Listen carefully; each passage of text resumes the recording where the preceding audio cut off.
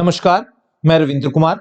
जनवरी 2024 में कक्षा 12 का जो प्री बोर्ड असेसमेंट आया है, आज के इस वीडियो में हम उसी को पूरी तरह से हल करेंगे।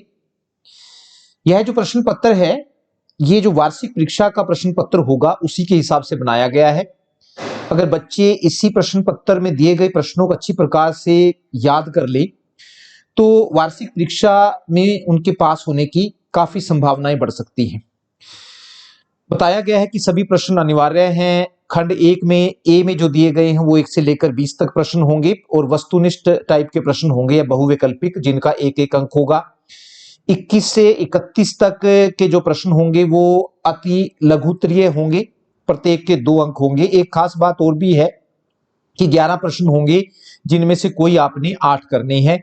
इसी प्रकार खंड सी की अगर हम बात करें तो 32 से लेकर 42 तक के जो प्रश्न होंगे वो लघु उत्तरीय प्रश्न है और प्रत्येक प्रश्न का 3 अंक है। यहां भी 11 प्रश्न होंगे जिनमें से कोई आपने 8 करने हैं। जो उत्तर आपका होगा वो 80 शब्दों तक होना चाहिए, तो शब्द सीमा का ध्यान रखना है।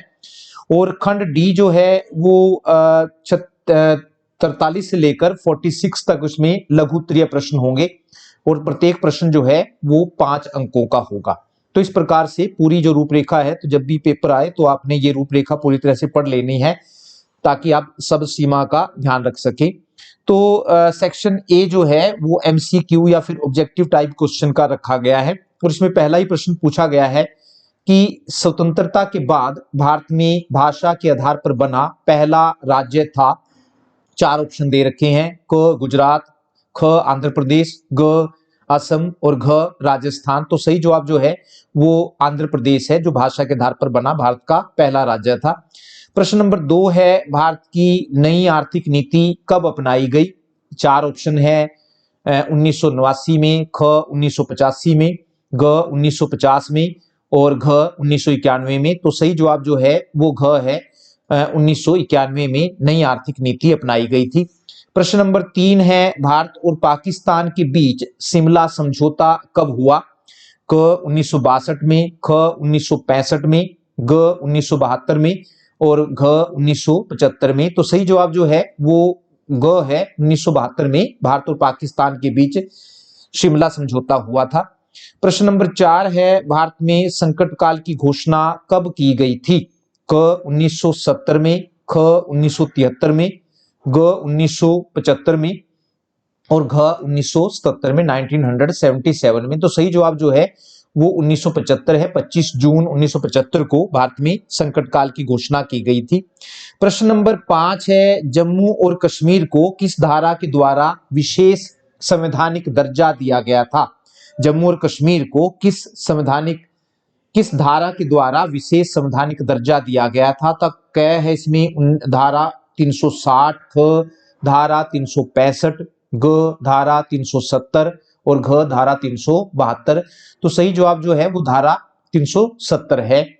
प्रश्न नंबर 6 है, थोड़ा सा पढ़ने का प्रश्न है, सोवियत अर्थव्यवस्था की प्रकृति के बारे में निम्नलिखित में से कौन सा कथन गलत है? गलत वाला बताना है कि जो गलत है। क सोवियत अर्थव्यवस्था में समाजवाद प्रभावी विचारधारा थी, बिल्कुल सही है। उत्पादन के साधनों पर राज्य का स्वामित्व या नियंत्रण था, यह भी बिल्कुल सही है, सरकार का स्वामित्व होता था। जनता को आर्थिक आजादी थी, ये गलत है। तो जो इसका उत्तर है वो ग आएगा, जनता को आर्थिक आजादी थी। घ अर्थव्यवस्था के हर पहलू का नियोजन और नियंत्रण राज्य करता था, ये सही है। मार्शल योजना क्या थी? प्रश्न नंबर 7 है, तो इसमें भी 4 ऑप्शन है। अमेरिका द्वारा दी गई आर्थिक सहायता थी, इकोनॉमिक एड नहीं थी ये।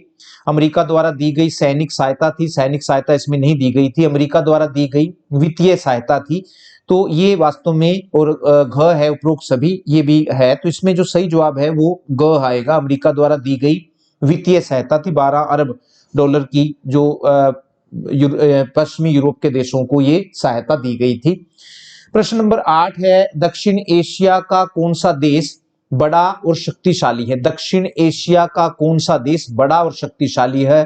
क भारत, ख पाकिस्तान, ग बांग्लादेश और घ जो है वो श्रीलंका। तो सबसे बड़ा और शक्तिशाली जो है वो क है, भारत आएगा इसमें।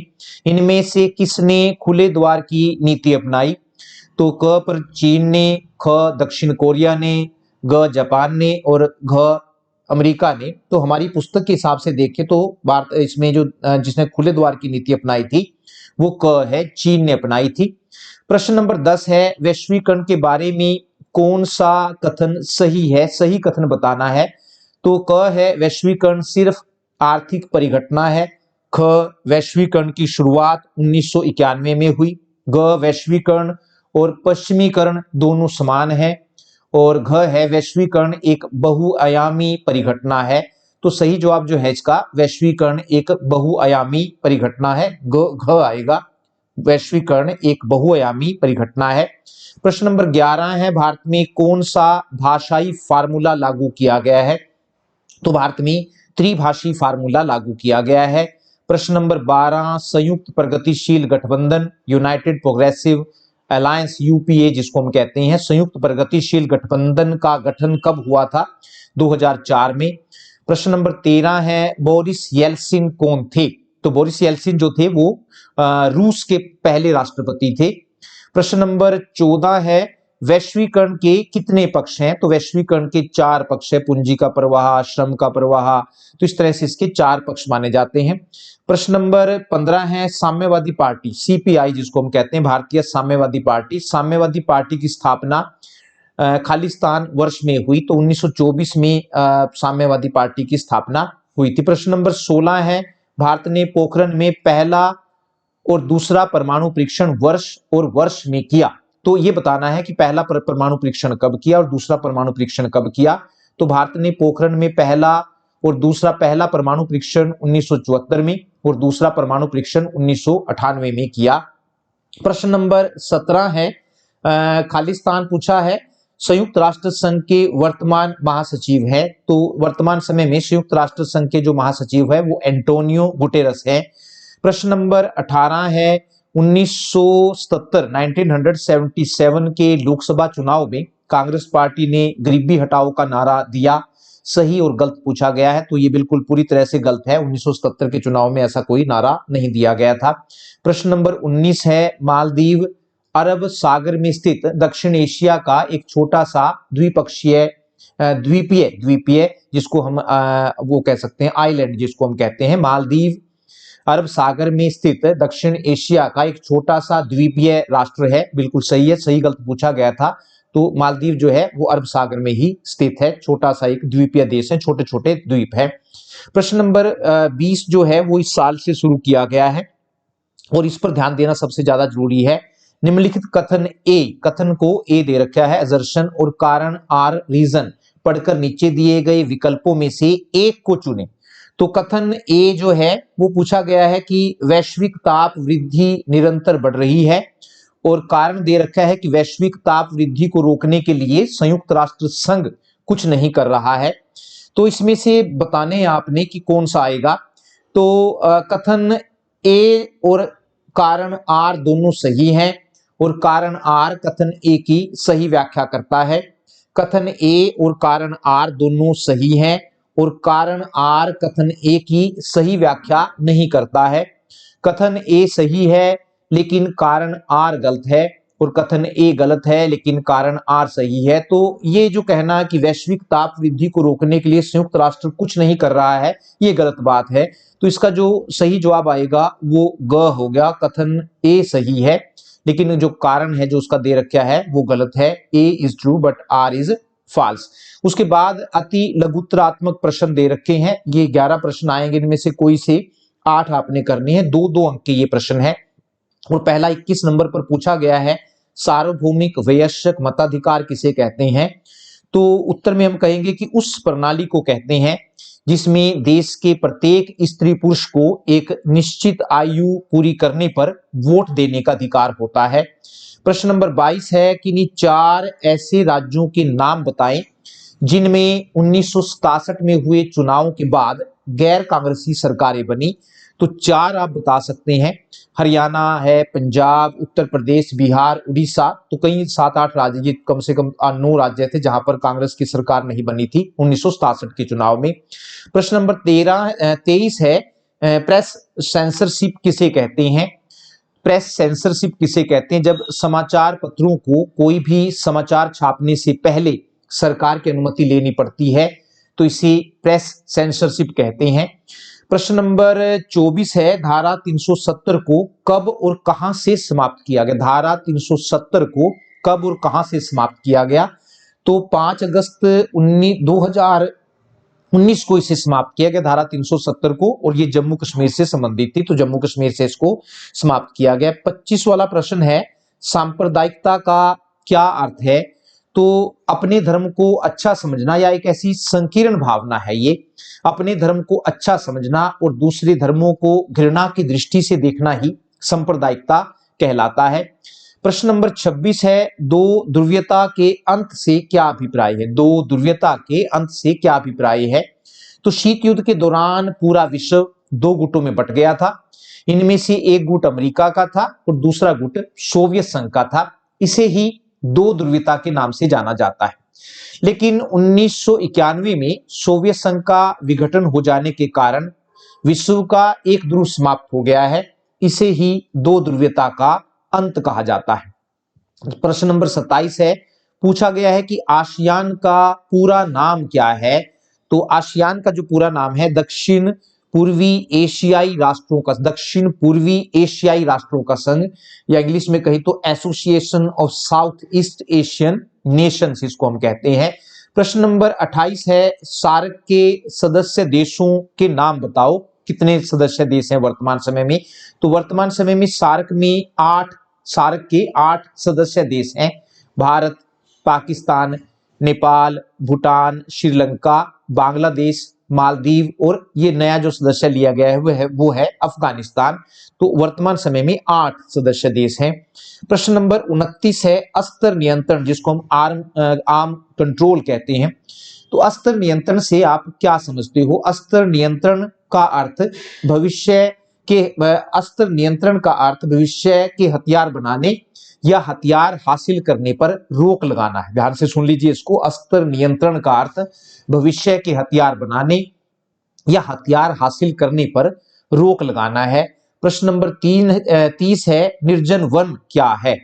तो निर्जन वन का अर्थ ऐसे वनों से है जिनमें मनुष्य और जानवर नहीं रहते हैं। उत्तरी गोलार्ध के कई देशों में निर्जन वन पाए जाते हैं। सिंपल सा आपने याद रखना, निर्जन तो यानी कि जिनमें मनुष्य और जानवर नहीं रहते हैं। प्रश्न नंबर 31 है 31, वर्ल्ड सोशल फोरम क्या है? वर्ल्ड सोशल फोरम क्या है? तो उत्तर में हम कहेंगे कि वर्ल्ड सोशल फोरम वैश्वीकरण का विरोध करने वाला एक मंच है। इसमें पर्यावरणविद, मजदूर, युवा, मानव अधिकारवादी और महिलाएं शामिल है। यह फोरम समय समय पर अपनी बैठकें करता रहता है और इस फोरम की पहली बैठक 2001 में ब्राजील में हुई थी। उसके बाद लघु उत्तरात्मक प्रश्न है, शॉर्ट आंसर टाइप क्वेश्चन है। ये भी पूरे 11 दिए गए हैं और इनमें से कोई से आपने 8 करने हैं। प्रत्येक प्रश्न का 3 अंक दिया गया, 80 शब्दों में लिखने के लिए कहा गया है। तो पहला 32 नंबर पर प्रश्न पूछा गया है कि भारतीय जनसंघ पार्टी पर एक संक्षिप्त टिप्पणी लिखें। भारतीय जनसंघ पार्टी पर एक संक्षिप्त टिप्पणी लिखें।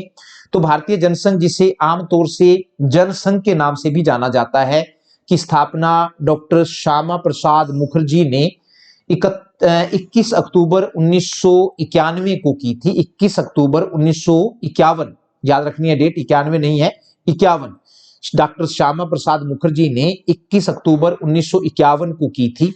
वे इसके संस्थापक होने के साथ साथ अध्यक्ष भी थे। यह दल राष्ट्रीय स्वयंसेवक संघ का राजनीतिक अंग था और दीनदयाल उपाध्याय इसके महासचिव थे।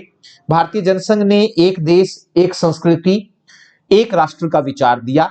इसके अलावा इस दल ने यह भी विचार दिया कि भारत और पाकिस्तान को मिलाकर अखंड भारत की स्थापना की जाए।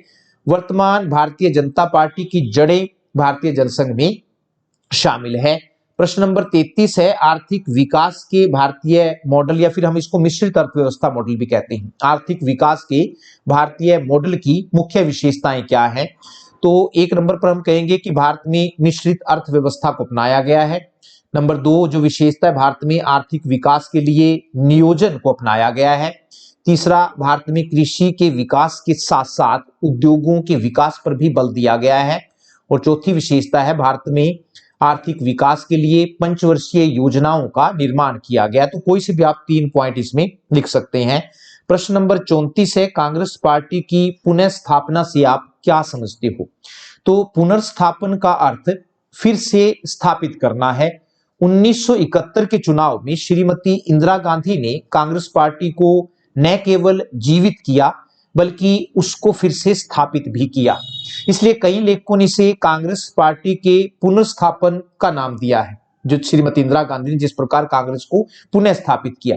लेकिन श्रीमती इंदिरा गांधी ने जो नई कांग्रेस बनाई थी वह पूरी तरह से अपने सर्वोच्च नेता की लोकप्रियता पर आधारित थी। इसके अलावा पुरानी कांग्रेस का प्रभाव समाज के सभी वर्गों में था, लेकिन नई कांग्रेस सिर्फ पिछड़े वर्गों, आदिवासियों और अल्पसंख्यकों, खासकर मुसलमानों पर निर्भर थी, क्योंकि इन्हीं वर्गों ने कांग्रेस को चुनाव में जितवाया था। प्रश्न नंबर 35 है, 1975 में हमारे देश में घोषित आपातकाल की घटना से हमें क्या सबक मिले? 1975 में हमारे देश में घोषित आपातकाल की घटना से हमें क्या सबक मिले? तो पहले सबक की बात अगर हम करें तो आपातकाल लागू होने से यह बात उभर कर सामने आई कि भारतीय लोकतंत्र में कोई ऐसी कमी थी जिसके कारण एक व्यक्ति ने लोकतंत्र को समाप्त करके अपनी तानाशाही स्थापित करने की कोशिश की। लेकिन आपातकाल के बाद जब दोबारा चुनाव करवाए गए तो इन चुनावों में कांग्रेस की बुरी तरह से हार हुई। इससे यह सबक मिला कि भारत में से लोकतंत्र को समाप्त नहीं किया जा सकता। दूसरा सबक जो था, आपातकाल के दौरान मौलिक अधिकारों को निलंबित कर दिया गया था, जिसके कारण लोग मौलिक अधिकारों की रक्षा के लिए न्यायालय में नहीं जा सकते थे। इस बात ने लोगों को अपने मौलिक अधिकारों के प्रति जागरूक किया।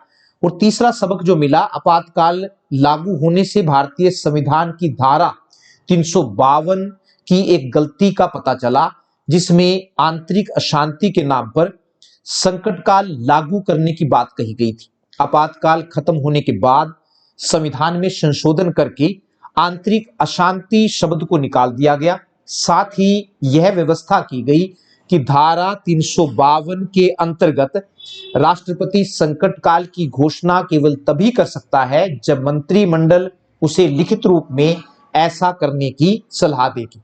प्रश्न नंबर 36 है और पूछा गया है कि पंजाब समझौते के मुख्य प्रावधान क्या थे? इंपॉर्टेंट प्रश्न है, वार्षिक परीक्षा में आ सकता है किसी ना किसी तरह से। पंजाब समझौते के मुख्य प्रावधान क्या थे?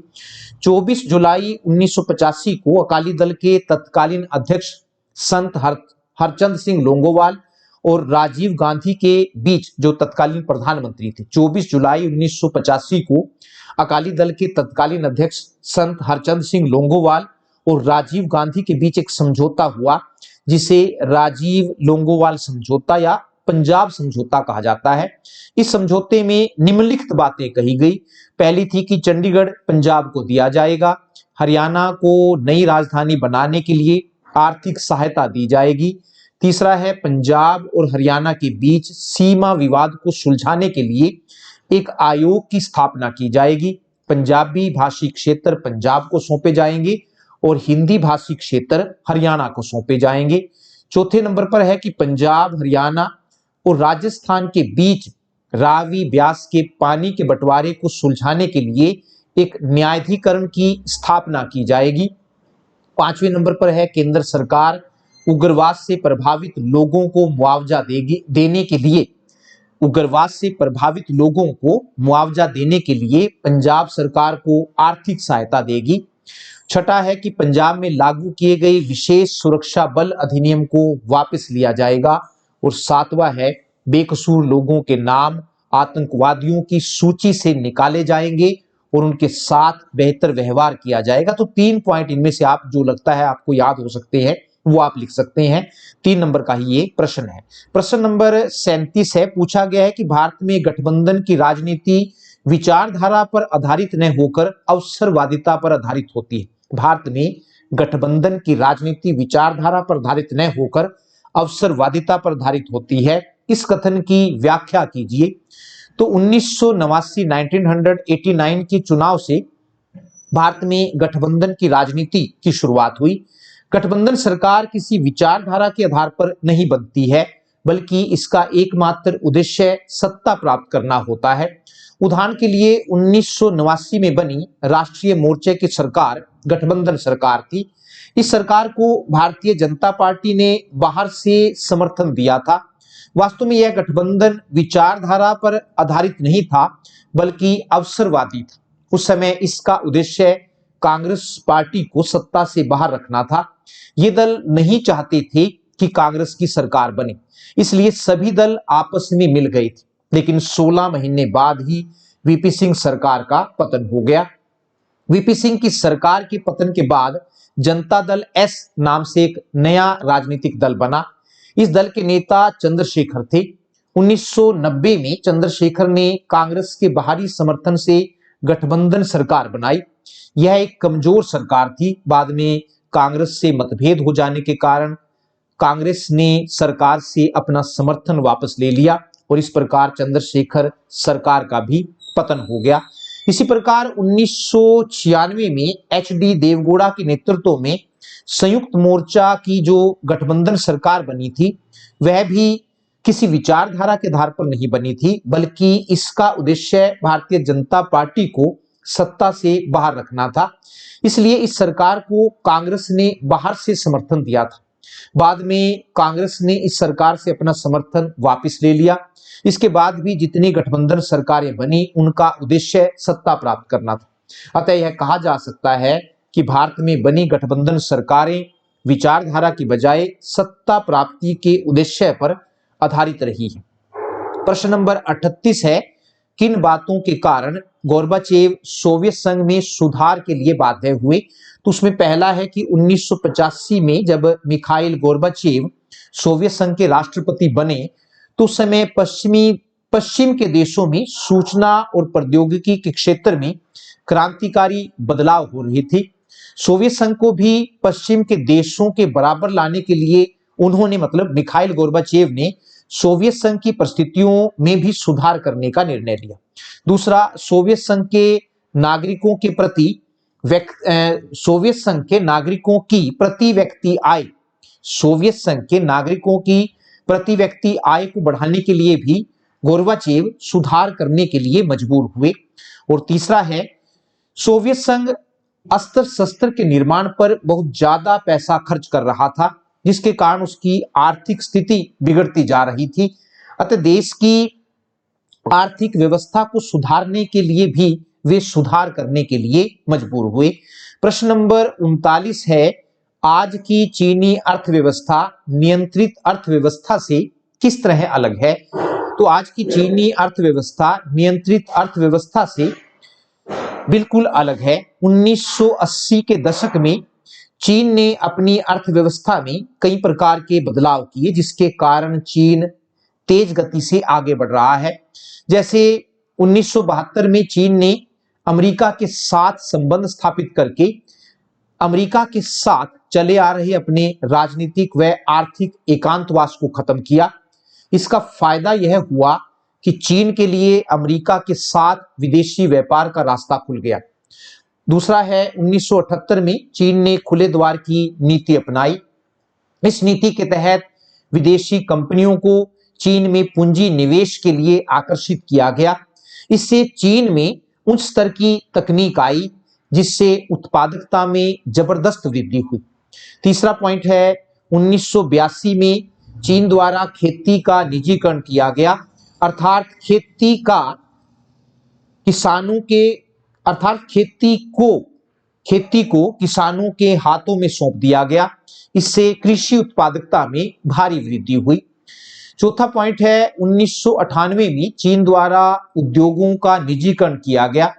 इन निजी उद्योगों ने भी चीन के औद्योगिक विकास में महत्वपूर्ण योगदान दिया। और पांचवा है, 2001 में चीन विश्व व्यापार संगठन का सदस्य बना।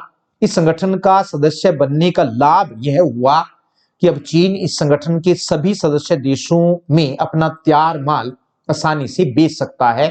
इससे भी चीन आर्थिक शक्ति के रूप में उभरा है। प्रश्न नंबर 40 है, पाकिस्तान में लोकतांत्रिक प्रणाली स्थायी क्यों नहीं हो पाई है? कोई 4 कारण बताइए। पाकिस्तान में लोकतांत्रिक प्रणाली स्थायी क्यों नहीं हो पाई है, कोई 4 कारण बताइए। तो पहला कारण हम बता सकते हैं कि पाकिस्तान में सेना की महत्वपूर्ण भूमिका रही है।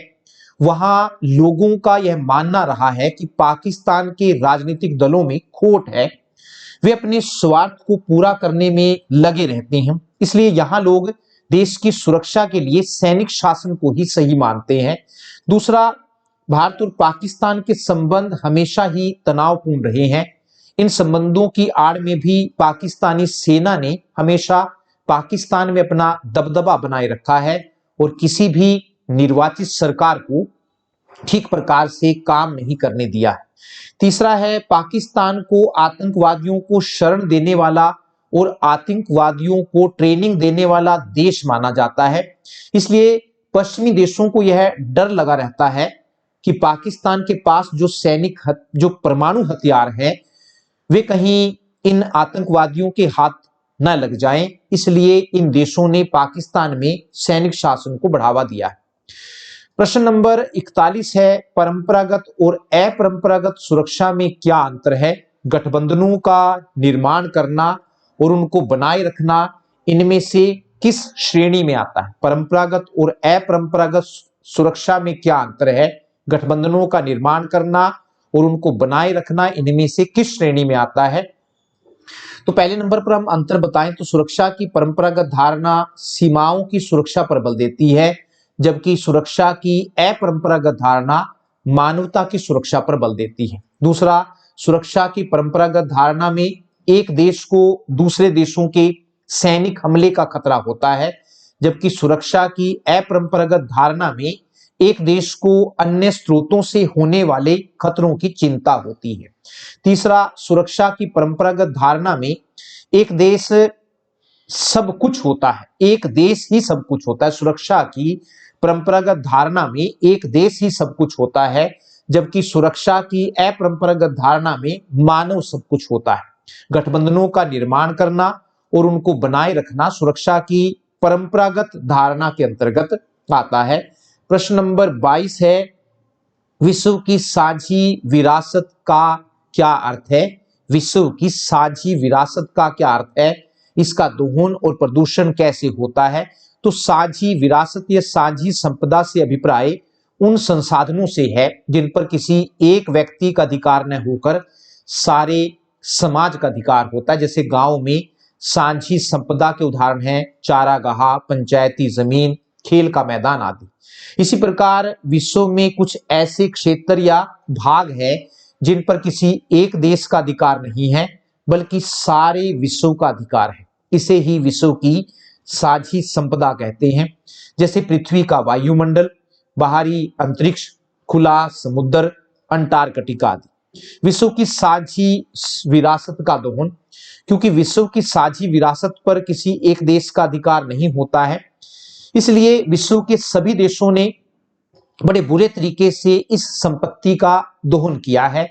इस साझी विरासत का ज्यादा दोहन होने के कारण प्रदूषण भी बढ़ा है। जैसे समुद्र तटीय क्षेत्रों में प्रदूषण बढ़ा है, ओजोन परत में छेद हुआ है और वनों की कटाई से जैव विविधता में कमी आई है।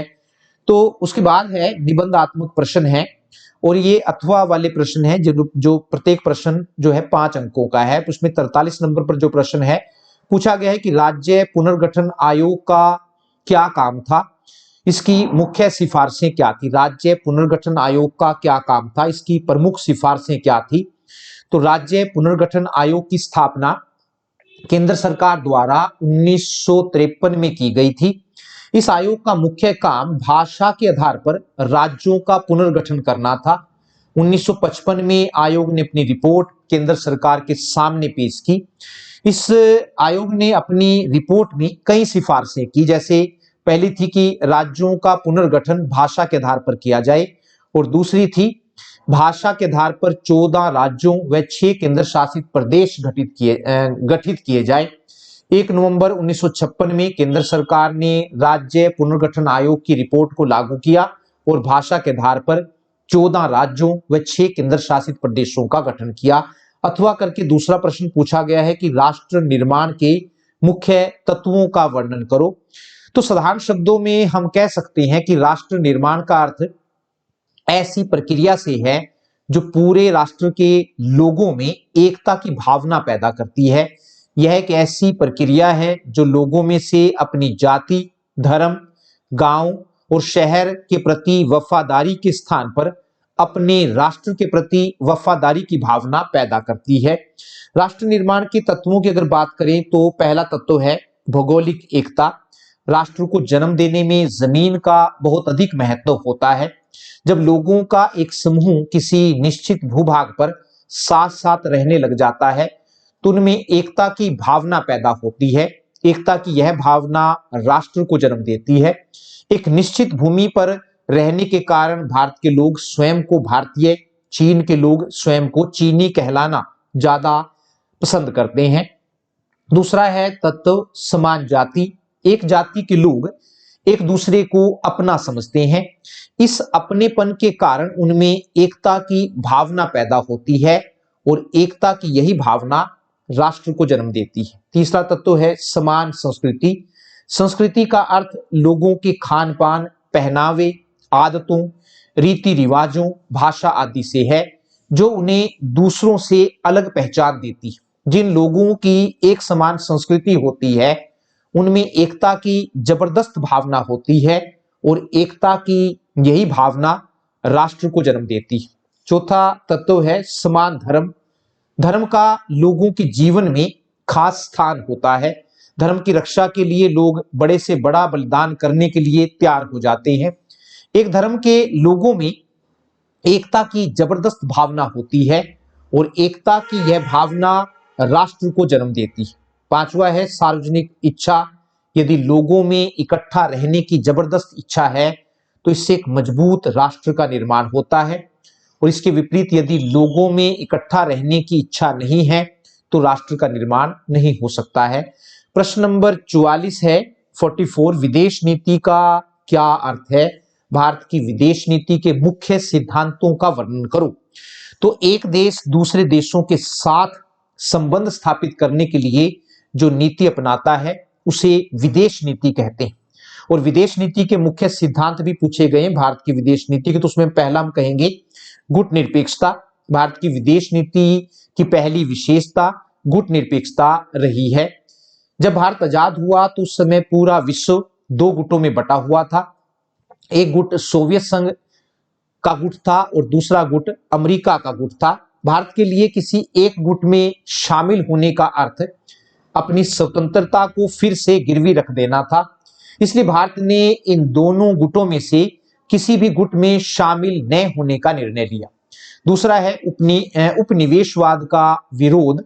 उपनिवेशवाद का अर्थ ऐसी नीति से है जिसमें एक देश दूसरे देश को अपना गुलाम बना लेता है और फिर अपने फायदे के लिए उसका शोषण करता है। भारत लंबे समय तक उपनिवेशवाद का शिकार रहा है।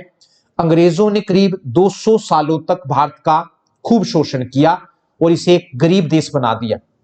अतः उपनिवेशवाद का विरोध करना भी भारत की विदेश नीति रही है। तीसरा तत्व है, तीसरा सिद्धांत है पंचशील का सिद्धांत।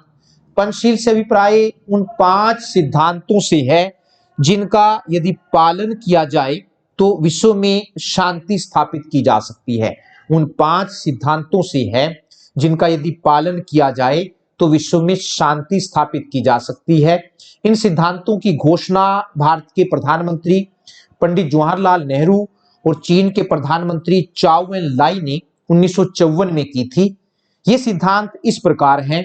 पहला है एक दूसरे की प्रभुसत्ता का सम्मान करना। दूसरा है एक दूसरे पर आक्रमण न करना।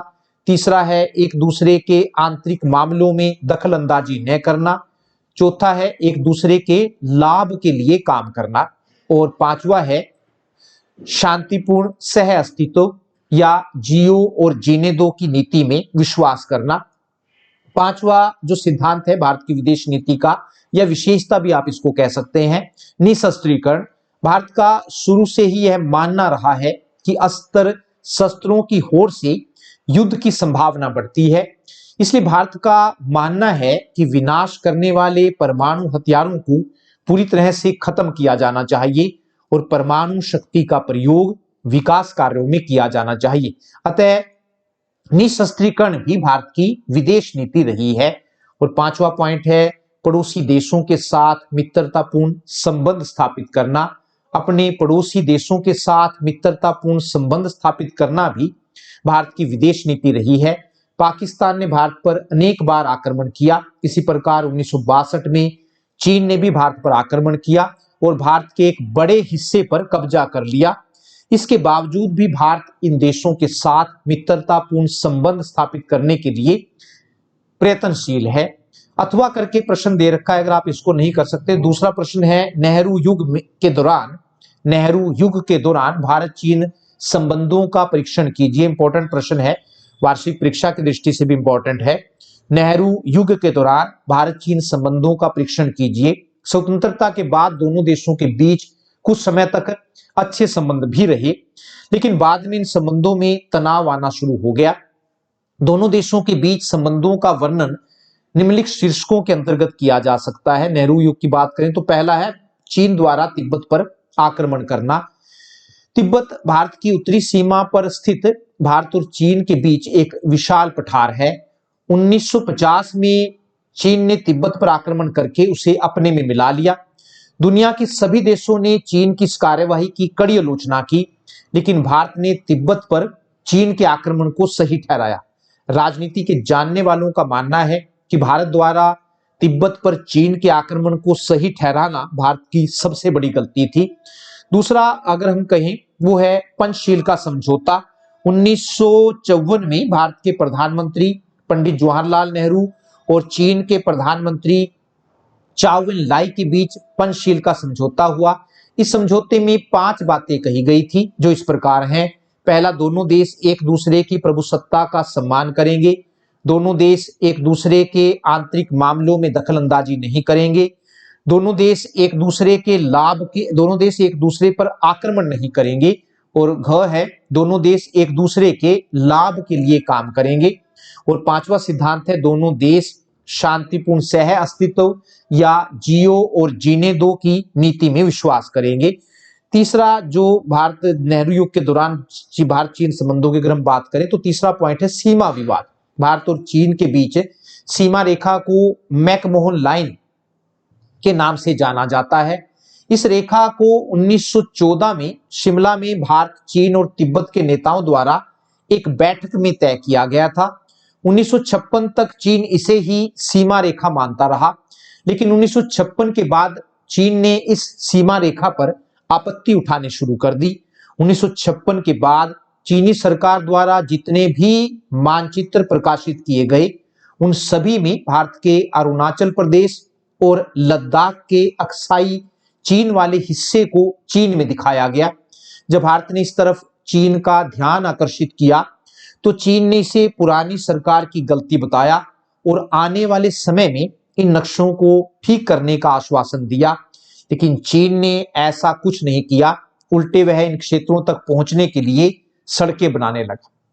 उसके बाद चौथा पॉइंट है भारत सरकार द्वारा दलाई लामा को शरण देना।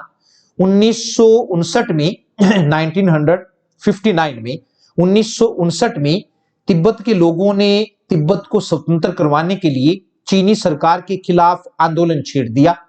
चीनी सरकार ने इस आंदोलन को कुचलने के लिए तिब्बत के लोगों पर अत्याचार करने शुरू कर दिए। इन अत्याचारों से डरकर तिब्बत के लोग अपने धर्मगुरु दलाई लामा के साथ भारत पहुंचे। भारत सरकार ने उन्हें अपने यहां शरण दे दी, लेकिन चीन ने इस बात पर आपत्ति जाहिर की और कहा कि भारत पंचशील समझौते को तोड़ रहा है, जिसमें यह कहा गया था कि दोनों देश एक दूसरे के आंतरिक मामलों में दखल अंदाजी नहीं करेंगे। पांचवा है भारत चीन युद्ध 1962। भारत सरकार द्वारा तिब्बत के लोगों और उनके धर्मगुरु दलाई लामा को अपने यहां शरण देने से चीन नाराज हो गया और उसने 1959 में भारत के लद्दाख क्षेत्र के 12,000 वर्ग मील पर कब्जा कर लिया। भारत के प्रधानमंत्री पंडित जवाहरलाल नेहरू ने चीन पर इस बात के लिए दबाव डाला कि वह भारत के क्षेत्र को खाली करे, लेकिन चीन ने ऐसा करने से साफ मना कर दिया। इससे दोनों देशों के बीच तनाव बढ़ने लगा और सीमा पर सैनिकों के बीच छोटी मोटी झड़पें होने लगी। 20 अक्टूबर 1962 को चीन ने भारत पर आक्रमण कर दिया। इस युद्ध में भारत की बुरी तरह से हार हुई। चीन ने भारत के हजारों वर्ग मील क्षेत्र पर कब्जा कर लिया, जो आज भी चीन के कब्जे में है। इस युद्ध के बाद भारत और चीन के संबंध काफी बिगड़ गए। प्रश्न नंबर 45 है, पूछा गया है कि संयुक्त राष्ट्र संघ में भारत की भूमिका का वर्णन कीजिए। संयुक्त राष्ट्र संघ में भारत की भूमिका का वर्णन कीजिए। तो भारत का यह मानना रहा है कि संयुक्त राष्ट्र संघ ने विभिन्न देशों के बीच मित्रतापूर्ण संबंध स्थापित करने, विभिन्न देशों के आपसी झगड़ों को सुलझाने और तीसरे विश्व युद्ध की संभावना को कम करने में महत्वपूर्ण भूमिका निभाई है। इसलिए भारत ने संयुक्त राष्ट्र संघ के हर काम में बढ़ चढ़कर भाग लिया है। संयुक्त राष्ट्र संघ में भारत की भूमिका को निम्नलिखित बिंदुओं पॉइंट्स के द्वारा स्पष्ट किया जा सकता है। उसमें पहला है संयुक्त राष्ट्र संघ की सदस्य संख्या बढ़ाने में सहयोग।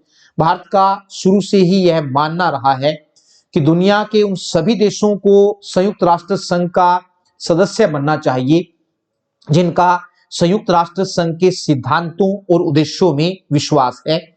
इसलिए जब भी किसी देश ने संयुक्त राष्ट्र संघ में शामिल होने का निर्णय लिया है तो भारत ने उसका स्वागत किया है। दूसरा जो योगदान है वो है चार्टर को बनाने में सहयोग।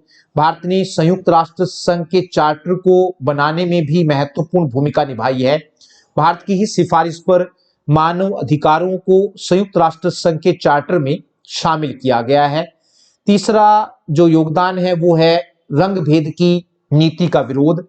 दक्षिण अफ्रीका रंग भेद की नीति का सबसे ज्यादा शिकार रहा है। वहां पर गोरे लोग वर्षों तक काले लोगों पर शासन करते रहे हैं। भारत का यह मानना रहा है कि रंग भेद की नीति समानता के खिलाफ है।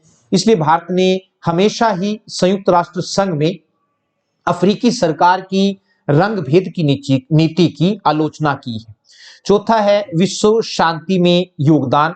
जब भी दुनिया के किसी भाग में शांति को खतरा पैदा हुआ है तो भारत ने उस खतरे से निपटने में संयुक्त राष्ट्र संघ की पूरी मदद की है।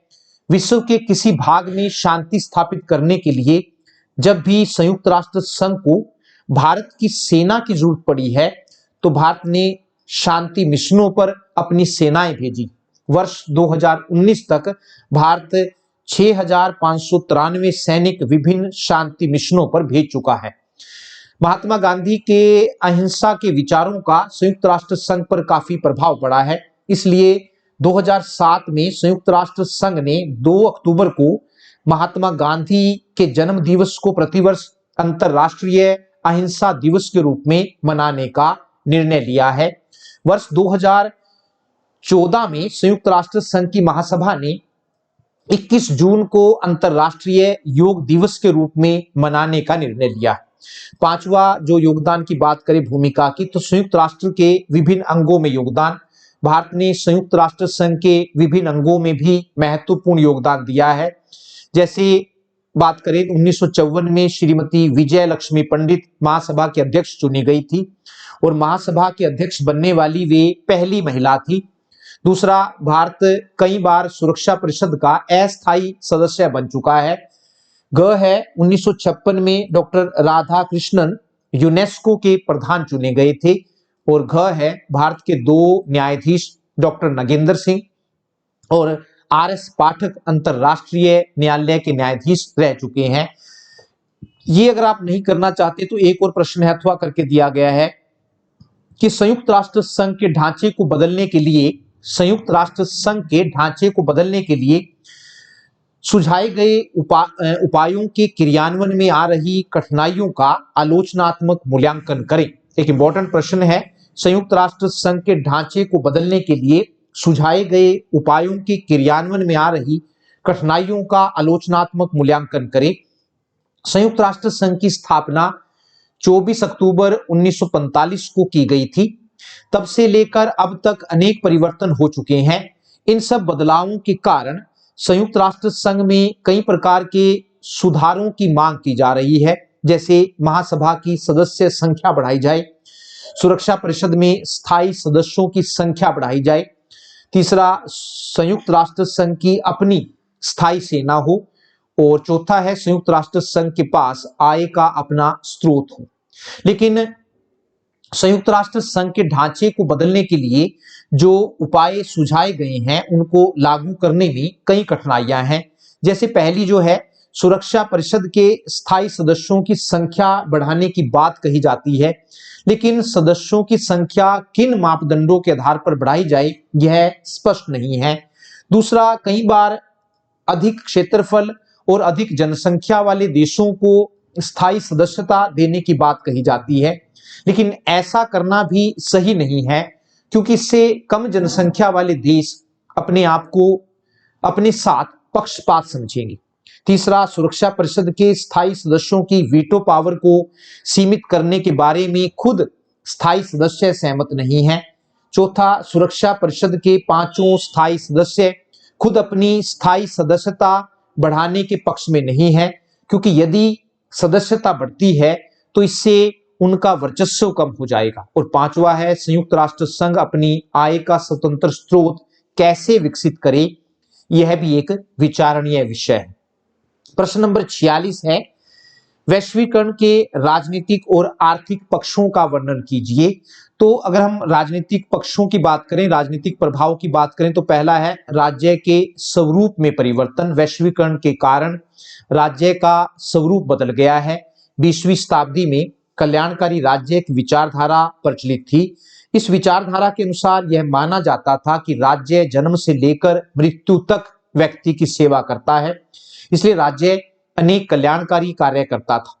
लेकिन वर्तमान समय में कल्याणकारी राज्य की विचारधारा पुरानी पड़ गई है और उसके स्थान पर कम से कम हस्तक्षेप की विचारधारा चल पड़ी है। इस विचारधारा के अनुसार राज्य ने अपने आप को कुछ कामों तक सीमित कर लिया है, जैसे कानून और व्यवस्था बनाए रखना। बहुत से कल्याणकारी कामों को करना अब राज्य ने बंद कर दिया है।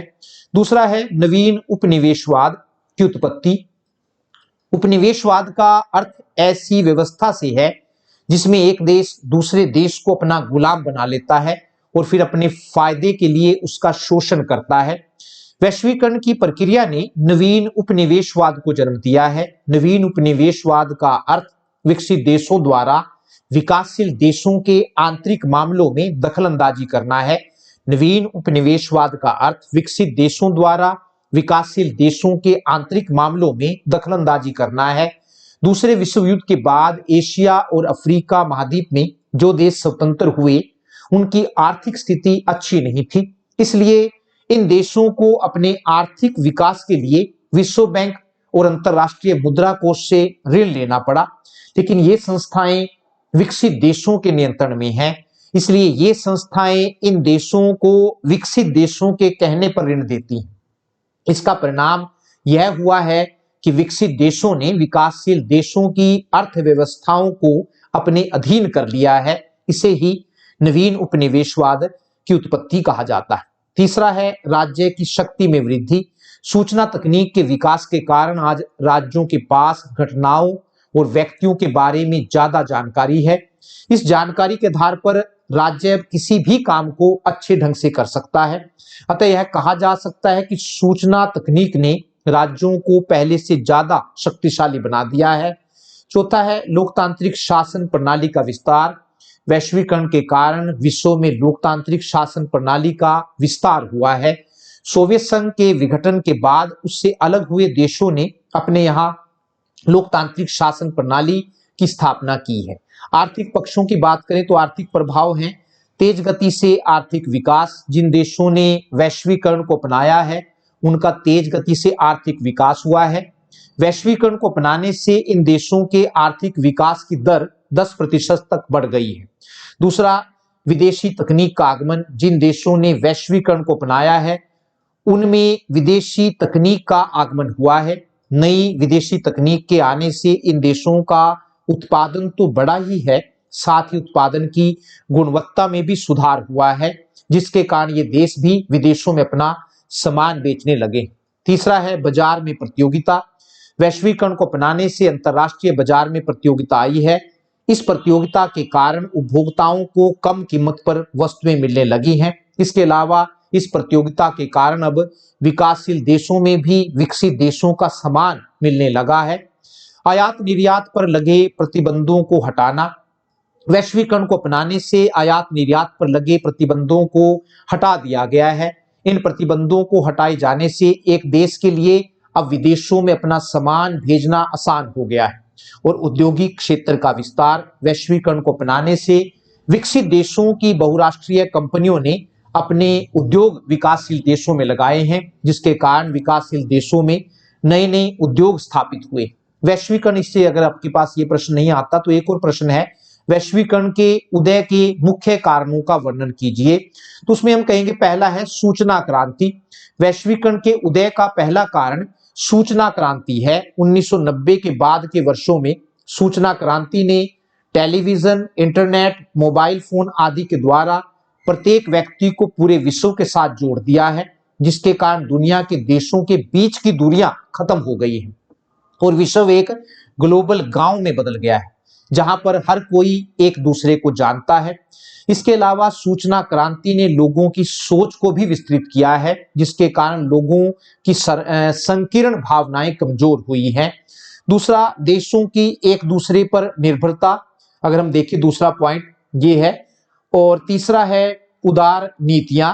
वर्तमान समय में अंतर्राष्ट्रीय स्तर पर व्यापार के बारे में उदार नीतियां अपनाई जा रही हैं, अर्थात व्यापार पर लगे प्रतिबंधों को हटाया जा रहा है।